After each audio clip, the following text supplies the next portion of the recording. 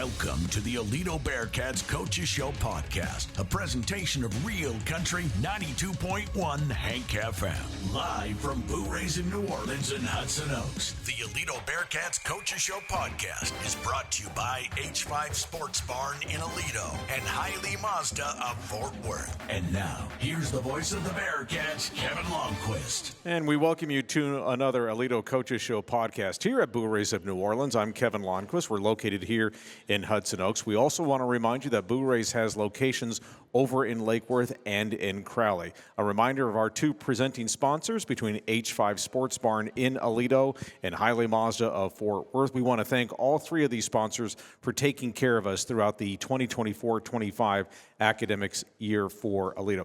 Time to talk some hardball as we continue that. Of course, last week we did softball. This week we're rotating to baseball this week. And the Bearcats are under the direction of head coach Chad Berry, now in his 15th season. They are off to a 12-4 start. They are 2-0 in District 5-5A. They had their bye last week. Now a home-and-home series with Saginaw Chisholm Trail for this week. Tuesday's game at Aledo. Friday is at Chisholm Trail. And then Saturday is a non-district game over at Flower Mound Marcus. As always, we have a two-part segment for you. In this first segment, we'll be joined by Coach Berry. And then in our second segment, we will be joined by the Twins, senior third baseman Blake Burdine and his younger brother, do I need to say that? Center fielder Brooks Burdine as well. All right. So let's start with Coach Berry here. And Chad, thanks for being with us, and we'll look forward to doing this throughout the course of the year. Thank you for having me. Okay, so let's just talk about the overall portion of the season. I know when we talked in the fall during the football season that you liked what you had coming back this year, and you had a feeling that you had a pretty good group here. Just talk about the overall picture of the season to this point, and what have you learned about your team?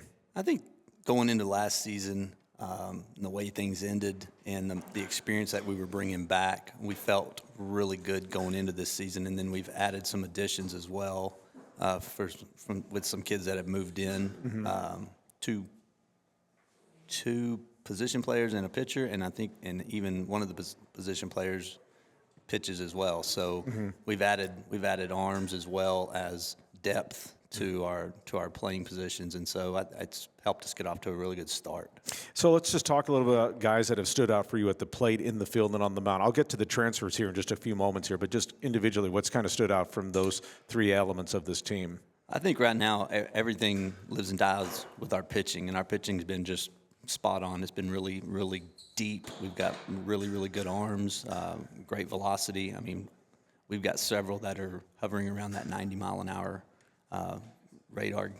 And so, you know, when we can go out there and pitch like that and play good defense behind them, we don't have to score a whole lot of runs because we're not going to give up very many. Yeah, it's been like, I've been watching your scores this year too, and it seems like it's kind of followed true to form this year. I would imagine too, just when you have that kind of depth, I mean, if you're fortunate enough to make the playoffs, which is kind of the goal, obviously, along with winning a district championship, how many arms deep do you think you could go with this staff in a series, or even if you had to go one game, because we know teams are capable of doing that? Well, as far as just guys that we feel really good about putting out on the mound, I think there's probably upwards of 10 kids that we feel like we could go out and put them on the mound, and they give us a really good chance to win. Wow. Okay, so let's just talk about some guys at the plate that have had really good individual seasons for you this start. Just give us a couple names on that if you don't mind. Blake Burdine's off to a really good start. Luke Gladchuck, he's one of the move-ins. He's off to a really hot start playing left field for us. Landon Barnes playing second base. Lucas Naraki's swinging a really hot bat. I think he's leading the team in RBIs. So I think the hitting is actually better than it was last year, which was one thing that we were really trying to address going into this season, because we felt like if we could score, our pitching was going to hold up a lot better than last year, and just because of the depth that we have. And so we've had 4 or 5 kids that are off to a really good start, and the ones that are batting behind them in the lineup are doing a great job of getting on base as well to let them drive in runs. Yeah, that protection in the lineup, especially through what you would say maybe in a high school lineup, first 6, 7 spots in the lineup, if you've got that kind of protection, it really stresses an opposing pitching staff. Oh, I think so. I think when we're all on, we don't really have a hole in our lineup right now, and we feel really good about that. We feel like we've got 9, even 2 or 3 players that we could bring off the bench that could even add more to our lineup as well if we needed to in the middle of a game with a pinch hitter and stuff like that. So we've got several options, and so I think it keeps the kids working because they know if they're having an off night, somebody might go in for them. Yeah, and this is one of the things because I watched you all last year quite a bit when you were going through that. And one thing I really noticed about obviously last year is that you did have a lot of great arms and you did have a pretty solid defensive unit too, and you won the district championship, but you knew that there were things with your offense that had to get addressed in the offseason. Didn't get out of the area round of the playoffs, if memory serves, and that's something that you've got to hit a little bit too as you go deeper. And I'm sure that was something that you, as you mentioned a few moments ago, got to address that in the offseason. Do you feel like the way it's come together through the work in the offseason and what you've seen through the first 16 games, that it has a chance to maybe go, as they say, play in May, that sort of thing? I think so. I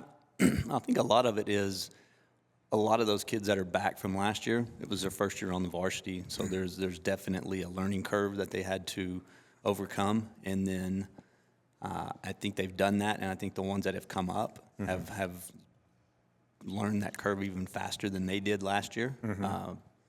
And so I think it's overall it has helped us grow faster than I thought we would at the plate.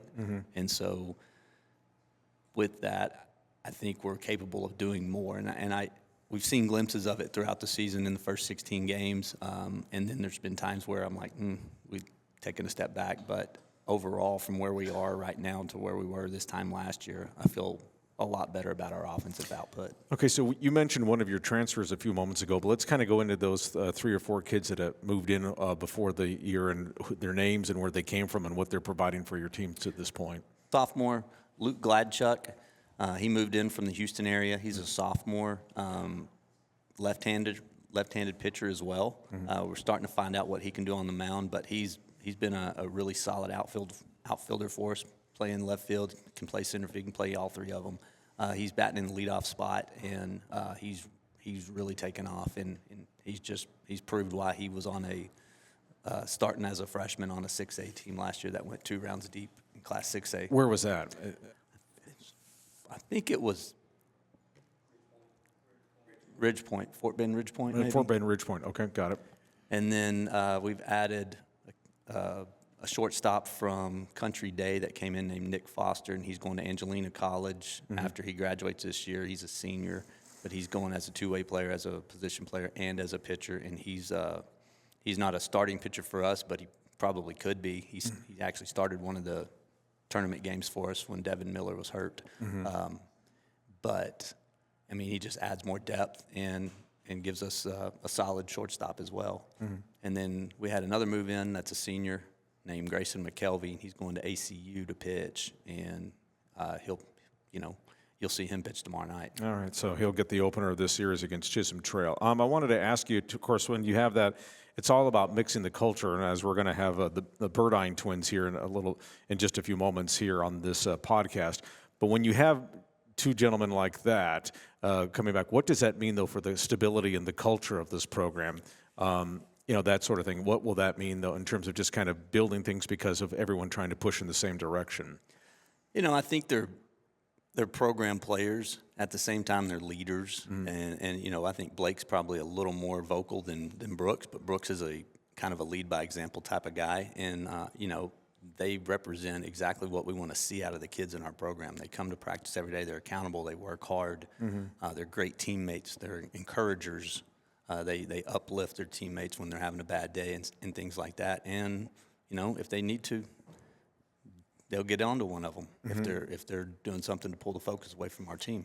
It was interesting because I was talking to Heather Myers about this, the softball coach, about culture, and I'll ask the same question of you that I asked her last week. It was because in another walk of life, I did a column about culture, and I was talking to several football coaches about this, and I said, what is it that you define a culture that has strength to it, that has substance to it? And eventually all 3 or 4 coaches that I talked to came back to the same phrase of, what are you willing to accept? I would imagine that you feel the same way about that, and if you do, how do you define it from your terms? I mean, we talk about it. What are our non-negotiables? What are things that I'm not going to coach effort? I'm not going to coach a bad attitude. You have to handle that, and I think a lot of it boils down to what kind of leadership you have. What are the kids going to hold as the standard? What are they going to hold everyone to? What standard is that going to be? And, the higher the standard, I think the higher the success rate for the team. Okay. And let's just talk a little bit about the overall season itself. You mentioned at the beginning of our discussion about the overall season, but of course, when you guys get going, you're playing 3 successive tournaments. So you're getting a bunch of games in there. The Drew Allen was one, but you also had another one over in the northern part of the Dallas-Fort Worth area where you were playing Pearland and Flower Mound Marcus. Flower Mound High. Those were 2 of your losses, but those are 2 really solid 6A programs. They're traditional state appearances, state champions, that sort of thing. When you play a tournament schedule like you guys did, as challenging as it is, what did you take from those 3 weekends? Well, when we go to that second week tournament especially, we know we're going into a tournament where we're the smaller school, where most of the teams we play are 6As, and we know most of them are really good 6As, year in and year out. And so we want to go play those teams and see where we match up.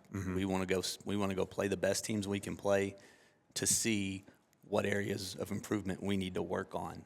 Because usually when you play teams like that, they're going to show you where you're weak, where you're missing things, and they kind of help you.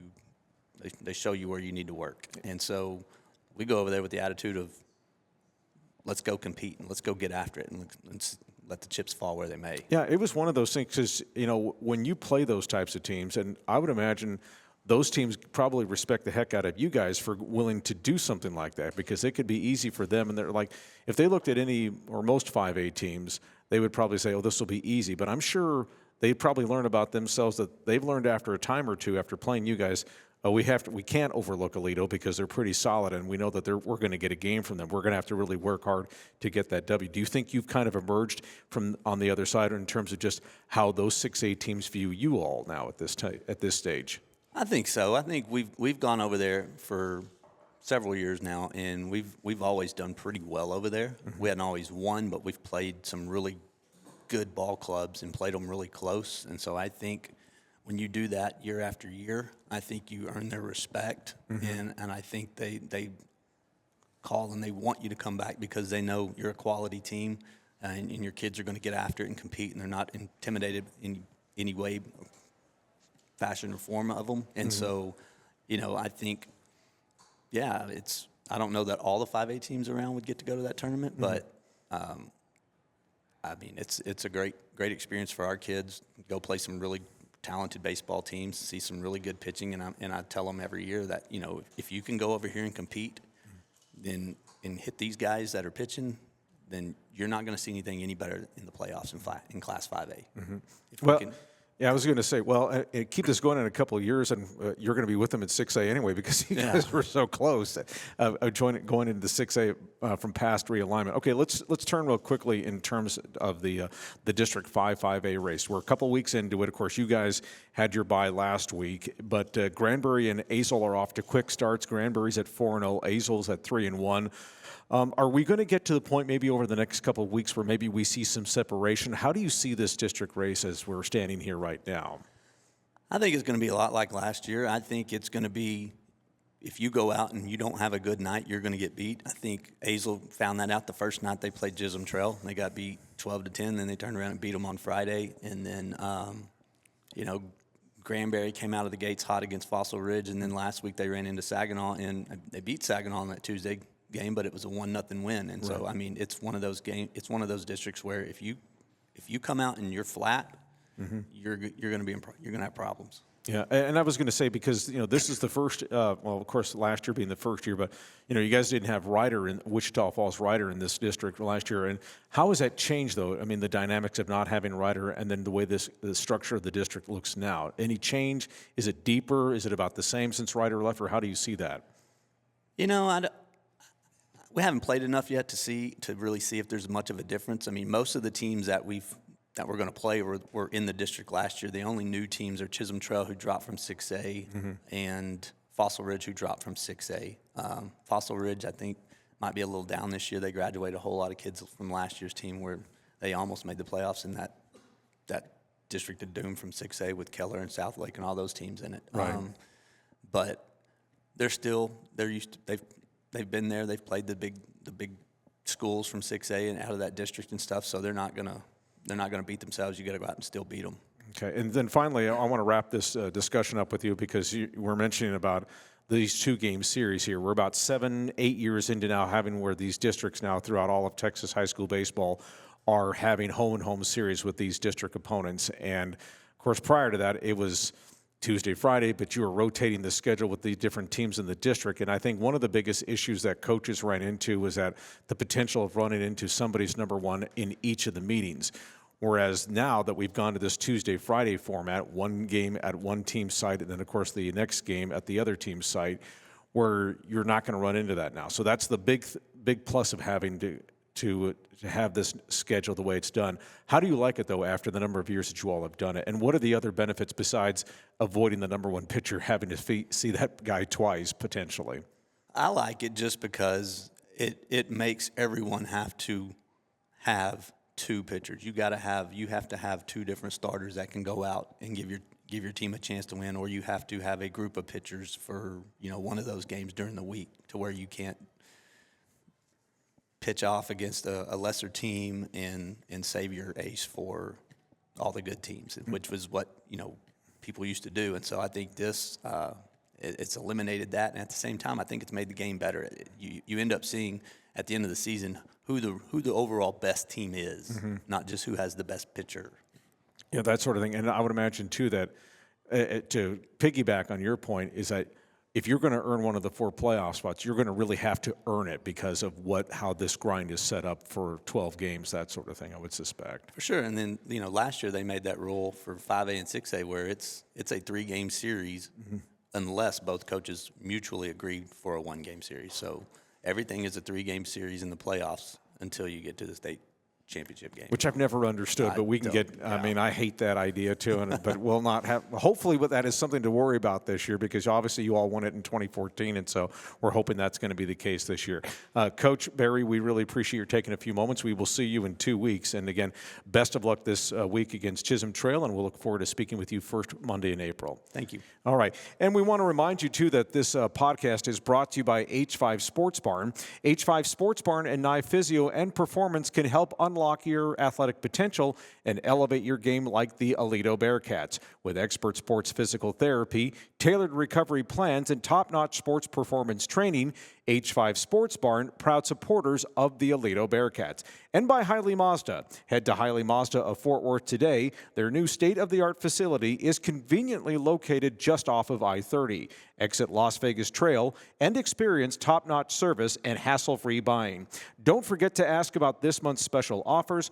Hiley Mazda of Fort Worth, family owned and operated for more than 30 years. Stick around. The second segment of the Aledo Coaches Show podcast comes up. We're going to have the twins, Blake Burdine and Brooks Burdine. Stick around. We're coming right back.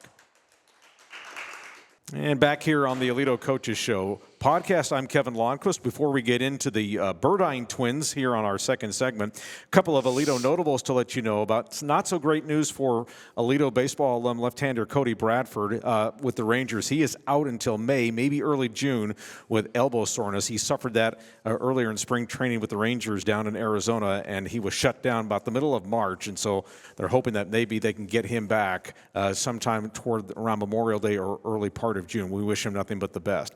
And, of course, I wish I had better news for you as far as the soccer programs were concerned, but both the boys and girls teams lost in the opening round last week over at Farrington Field. That was the Class 5A Division I Region 1 playoffs. The girls lost on penalty kicks to Birdville. The boys lost to Richland 1-0. The girls end their season at 15-5. The boys end their season at 14-4-1. But again, congratulations to both of those teams for winning the District 5A title for each of them. And of course, we'll bring back their coaches, Brian Johnson and Derek Veerling, maybe in a couple weeks or right before the state championship weekend, which will be in the middle of April, to kind of get their take on the season and what the state of Texas was like in terms of overall soccer as far as the Class 5A level was concerned. Okay, time to start with the players here for the Aledo Bearcats. Here we're joined by the twins, by Blake Burdine and Brooks Burdine. Both of them are seniors on this team. And Blake is going to be playing football down at Trinity University, great school down in San Antonio. And then Brooks is going to be playing in the outfield for the United States Air Force Academy in Colorado Springs, another great institution there. Both of you guys, congratulations on your next step in your athletic and academic endeavors. Thanks for being with me today. Yes, sir. Thanks for having us. All right, so let's just talk about the season so far, what you all have experienced, about the best moments of this team, and playing. And as I was talking with Coach Barry about this, about playing the likes of Pearland and Flower Mound High in those tournaments. What did you guys get out of that? And even though you do this every year, but what was it like to go through those games and play those games, even though it didn't go your way, but just getting something out of it as you're moving forward now, trying to pursue a district championship? Yeah, I think, I've gone into this for the past 3 years and done the same thing consistently. And, you can't go into that PBR tournament just lackadaisical and going through the motions. It's right at the beginning of the season, and you got to be focused and locked in, and that's Coach Evans and Coach Barry's focus for us leading up to that week. And, it's a great way for us to prepare for district. District is always a couple weeks after that, but that's just a great start for us. And Pearland and Flower Mound are great teams, but you go in the first day, you watch us play Denton Geyer. Those are the games that really you see us grow together. And then some other games you see, like at the end of the week, we had a rough one, but those are the ones we learn from and get to come back from. So, yeah, that tournament is definitely a good one for us to start. And a great lead into district for us, for sure. How did you see that, Blake? I think it's a great start to the season. As a matter of, it shows that we can compete with everybody. I mean, those games were neck and neck. It's just it came down to the little things, and they did those better. But leading into district, I think it suits us. It gets us ready for district just fine, and it just gives us the confidence we need going throughout the season. And for you, Blake, obviously this is a better year than what you had to deal with last year. You had the back injury. You missed most of the season last year. I remember you came in one game as a courtesy runner at the end. But, I mean, what has this been like for you? I have to think in some respects this has been like a new lease on life for you, just to get back out there and compete again. Because I know you were really frustrated last year. Yes, sir. It's super excited. I'm glad to be able to play with Brooks one last time before we part ways. So I'm just super excited to see what this season holds, and hopefully we can do what we did in 2014, and I'm just glad to be doing it with Brooks. And what does that mean for you, Brooks? Because the fact that, you guys get to play together, I mean, you've grown up together. I'll get to the age difference here in just a few moments, but as far as and it's not much, but anyway, but what's it like, though, just idea of growing up together and playing together and learning learning each other's strengths, weaknesses, and how one can pick up the other? Yeah, it's been really great for us. Our parents have kind of told us all throughout our lives that God's greatest gift to us is a built-in best friend. So we've grown up doing everything together. I mean, our dad, for our birthday, posted a story on his Instagram. We were super young. We got a lot of hate for it, but it was funny. It's a good video. But yeah, I mean, we got to play together freshman year on JV, and that was awesome. And then after that, I mean, I was on varsity my sophomore year. Blake was on the JV. And then last year, of course, Blake got his back injury, so I didn't really get to play with him. But, I mean, this dude's the life of the team right here. He always comes out to practice with a smile on his face. I'm pretty sure Coach Barry's caught him dancing a few times at practice. So just getting to play with him and, just practice with him. We're throwing partners this year. And I think every day after sixth period, me and Blake go up there and get our swings in, get our reps in. And we're able to kind of feed off of each other with our weaknesses, especially at the plate. We can kind of see the flaws in each other's swings and kind of help each other out there too. So that'll definitely be a difficult adjustment for me when I go off to college, as I won't have Blake there as my kind of built-in hitting coach, best friend guy. So, yeah, it's been awesome growing up together and just being able to play ball, especially this year when he comes back. So. Okay, so let me ask you about just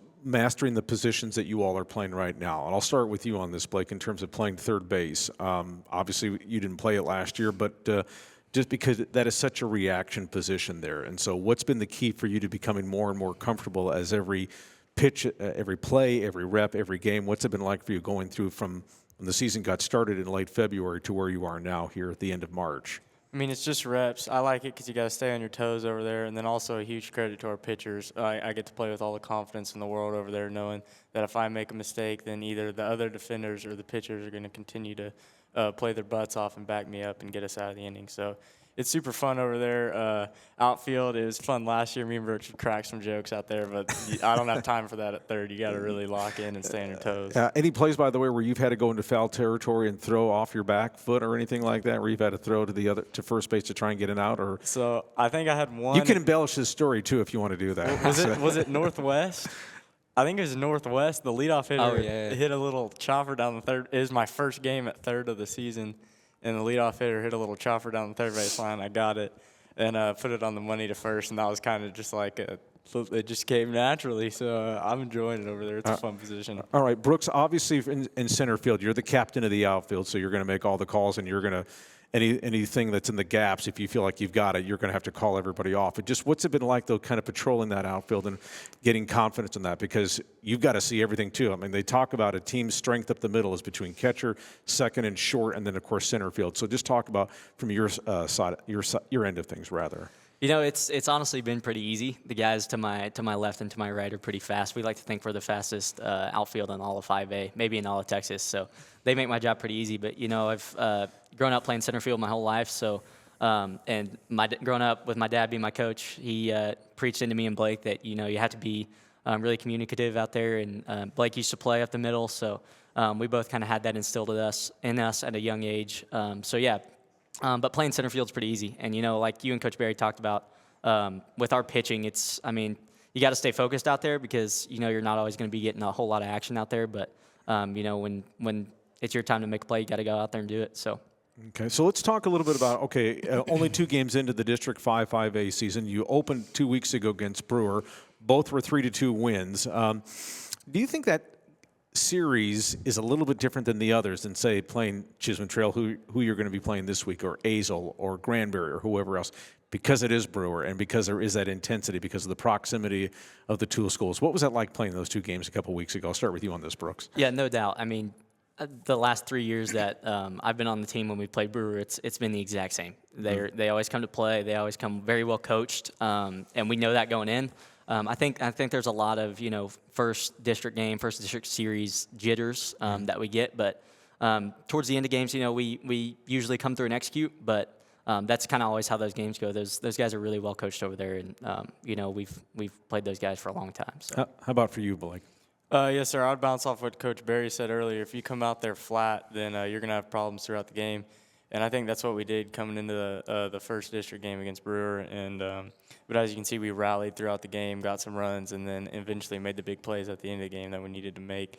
So it was all kind of just getting into the swing of things. But then again, with this district, you kind of got to come out guns blazing, and we didn't. But we rallied at the end of the game and came out with the win. Okay, so I want to ask you guys to kind of describe the difference in playing all of these 5A games. There's only 12 of them, but they're obviously going to matter quite a bit versus what we just talked about with facing Pearland as well as Flower Mound High. And while those are great games that you played in the non-district schedule and tournaments, they don't carry the same weight as these 12 games will. Well, now you have 10 left. So what's the difference that you can see or you can feel or experience when you're playing in these district games versus what you did in February and early March? Is it the intensity level? Is it that every pitch has a little bit more to it? Or is it just that you have to lock in a little bit more or whatever? How would you go with that, Brooks? It's definitely all of the above. I think you have to, you know, stay focused, but I think it also goes into the culture that we're trying to build at Aledo, especially with this team. If we can go out there and play a team who we know is not as good as us, but we can go out there and have the same intensity, the same focus that we do against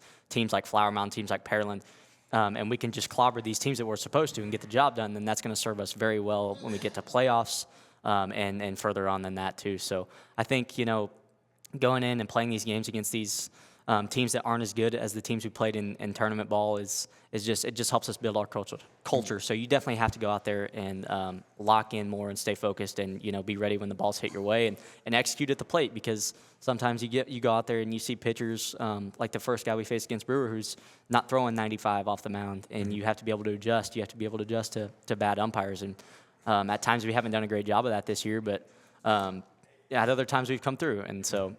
Yeah, it's definitely a big adjustment going from tournaments to our district, but if we can come together and pull through as a team and have that intense focus that Coach Barry and Coach Evans preach into us every week, then we're going to be very successful. And Blake, as we were talking about this, I mean, you went through it as a sophomore, so you kind of had a taste of it, but now going back through it again, same feelings for you, or how do you see that? Yes, sir. I mean, we just got to stay within ourselves. Our biggest opponent is ourselves. We've said that as a team. The coaches say that. So just doing the little things right, not trying to do anything extra, that'll give us the success we need to win games. And then I also think it's just, it's intense. It's on. You got to put it all out on the line, but you got to learn to just enjoy it. I mean, we travel well. We bring a lot of fans to every game, so just enjoy playing in those atmospheres, soak it all in, and that'll ultimately lead to success. And what's it like playing in this? Because it's not like, you all obviously did not go through this, but back in the day when Texas high school baseball, 10, 15 years ago, it was, as we were discussing with Coach Barry, that you wouldn't see the number one pitcher, or you couldn't run into the number one pitcher for this team each time. But now it's an actual series where you're going to be facing, as he said, you have to have really two good arms. And so you're going to be facing, maybe as you were talking about a few moments ago, Brooks, where maybe one guy doesn't throw 90 like you saw against Brewer, and maybe one throws 90. So it's all about adjustments at the plate. What have you seen in terms of just going through that Brewer series because of how the adjustments are in the pitching, the velocity, the arm slots, the change of speeds, that sort of thing? I'll start with you on this, Blake. Yes, sir. So I think that got to us in the first game. They had that slow lefty, and none of us could really adjust, and that's adjusting the pitcher and the strike zone as well. Our coaches always say learning every pitch, and we just didn't do that in the first game, but we got out of it with some good situational hitting and base running towards the end of the game. And then Friday, they had that guy. He had a little more giddy up on his fastball, and we swung it better at that game. But I think it just comes down to situational stuff on the bases and on the plate. If everybody just does their job, doesn't try and do too much, we'll be just fine. Do you think, as serious, Brooks, and I say turn this over to you, that maybe that makes you a better hitter because of the fact that you're going to see all different types of pitching? Not every guy's going to throw between 88 and 92. You've got to figure out the guy who's going to throw the big slurve or the big changeup, or is going to throw 65, 75, that sort of thing. How does that help you as a hitter, do you think? Yeah, absolutely. I think, when you go into a series like this where it's just 2 games in a week, you know that the team is going to throw their whole staff at you. They're going to try and do anything they can to beat you. And as a hitter, it definitely makes you better. You got to learn to make in-game adjustments. And at times, we've done that. At times, we haven't. Mm-hmm. And the times we have, we've been very successful. At times we haven't. We haven't been very successful. So I think going off what Blake said too, I think when we run on the bases like we know we can, we're also going to be very successful. And when we don't, you'll see a direct correlation there as well. But yeah, I think the biggest part for us is just knowing, Coach Barry and Coach Evans, they bring us well prepared into these games. They've done scouting in tournaments. They know what we're going to see. We try and emulate that off the machines that we use at practice. Our practices are very focused and dialed in. And so I think if we just go out there and execute each and every week, I think we'll be very successful. Okay, so moving forward, as we move forward through the rest of the district season, of course, now it's all the push, no more buys, no more anything. It's like we're going to grind this all the way through to the end of April, and then hopefully for you guys it'll be a deep run into May. And, of course, if everything goes even better than that, then you're going into June, which is the state tournament. So what's going to be important for this team moving forward here? I'll start with you, Blake, as far as like what you need to see from this group as you guys are not only challenging for a district championship, but trying to make a deep playoff run. We just need to stay focused on the main goal, and our main goal isn't playoffs, it's a state tournament. And so whether that's doing what we need to do on and off the field, we have to put the team first in all aspects, and I think that'll ultimately lead to success. And also we just need to enjoy playing this last senior season with our best friends that we've grown up with our whole life, and I think that'll give us a chance to make a deep run even to the state tournament. Okay, and for you, Brooks? Yeah, I think it's consistency. I think we need to show up to practice every day of the week with the maximum intent in our minds, and just be prepared for the weeks ahead. But we only need to keep just look at the 1 foot in front of us. Just take one step. Because we know that any time in this district, especially with the pitchers that we're going to see, with the gritty teams that we're going to see, we could fall at any point. So I would just say consistency and being able to grow together as a team throughout the year is going to be huge for us. And I think if we do that, there's not a team in the state who could stop us. All right, and then of course I wouldn't let you all go to talk about bragging rights here, since these guys are twins. And then I was told before we started here that Blake's got older brother writes by like 23 seconds. That's crazy that they were 23 seconds apart. I don't know if that's a point of contention, a point that's routinely brought up, because if there's a point of discussion that might be, or contention between the two, that Blake, if you pull that scoreboard with him or not, or how is that between you two? I mean, it doesn't ever really happen because he's got 3 inches and 30 pounds on me, so I can't really pull that card. You wouldn't believe how much he still hangs it over my head. It comes around a lot, but it's all just plain fun. We're best buds, so. Yeah, I get the feeling too that when you guys move on to your next stage in life, that you guys are going to miss each other too. I'd imagine. And I say that because I feel like, because I have 2 daughters, they're 24 and 25, and they might as well be twins, but they're 15 months apart. But they're like the tightest two, and one lives in Arkansas, and the other one lives here in Fort Worth. But yet they talk to each other once, twice a day, and so they have that great connection. I would hope for you all that you can keep that going for as long, throughout the rest of your lives. Is that kind of am I reading that right, or you tell me? You start with that. Yes, sir. I mean, that's the goal. We want to stay in contact. It's going to be a little tougher with him at the academy, but that's the thing. I'm not playing baseball in college, so I'll be able. My spring will be free. His fall will be kind of free, so he'll come down when he can, and I'll go up there when he can. I'll watch him play. We'll fly fish. We'll have a good time. So. All right, and then for you, Brooks? Yeah, I mean it's just distance. Nothing really separates blood. So we'll be able to stay in contact. I'll get down there to see some of his games. He'll come up to see some of mine, and when we graduate college, we'll be back together. So yeah, that's always great to see. One more reminder too that the Bearcats again playing this week against Saginaw Chisholm Trail. Tuesday's game is at Aledo High School, and then Friday is over at Chisholm Trail. The Burdine twins. Blake and Brooks, thank you, gentlemen, very much. Thank you, sir. And we want to remind you that we're back next week talking softball with head coach Heather Myers and her team. Maybe a couple of players will be joining us as well. And their district winning streak is now at 47 as they began play this week. Hopefully it will be at 49 as the Lady Cats will start closing in on a playoff berth once again. So for my engineer, Brian Torres, and the promotion staff here from Hank FM, I'm Kevin Lonnquist. Thank you for being with us. We'll talk to you all next week from Boo Rays of New Orleans here in Hudson Oaks for the Aledo Coaches Show podcast. So long, everybody. Thanks for listening to the Aledo Coaches Show podcast, brought to you by H5 Sports Barn in Aledo and Hiley Mazda of Fort Worth. With the voice of the Bearcats, Kevin Lonnquist. Please like and subscribe to this podcast and tell a friend. You're also welcome to join us every Monday night at 7 for Boo Rays of New Orleans in Hudson Oaks. It's the Aledo Coaches Show podcast, a presentation of Real Country 92.1 Hank FM.